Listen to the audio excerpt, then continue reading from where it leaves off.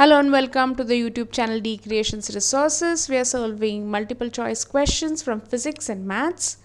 Let's tackle a question from calculus from real analysis, and it's about derivatives.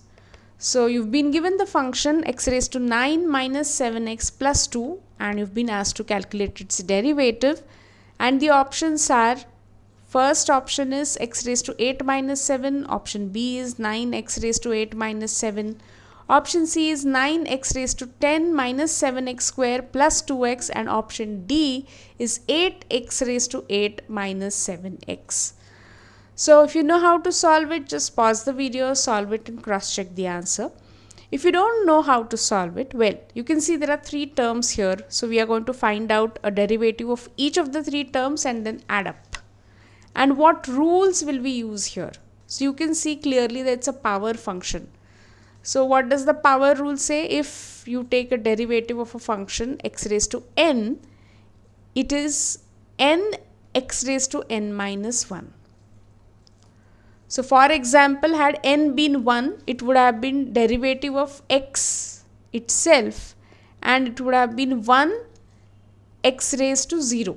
That means the answer is 1. So derivative of x is 1. Had it been derivative of x square, that means if n was 2, what would you get on the right hand side? 2x raised to 1, because 2 minus 1 is 1. So 2 into x. So derivative of x square is 2x. Now we have here x raised to 9. So n is equal to 9. So put 9 here, and x raised to 9 minus 1, that means 8. So the derivative of x raised to 9 is 9x raised to 8. What about derivative of minus 7x? Well, minus 7 comes as it is, and just now we saw how derivative of x is 1. So it's just minus 7 here. Minus 7 into 1, which is minus 7. And lastly, now derivative of a constant is just going to be 0.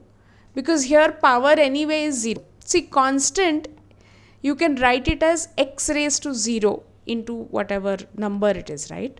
So n is 0 here. So the moment you have 0, answer is going to be 0. So derivative of a constant is 0 itself. So derivative of 2 is 0. So for the answer, we just add all these terms up, and what do we get? 9x raised to 8 minus 7. And that, as you can see here, it's the option B. So the answer, correct answer here is option B. Thank you.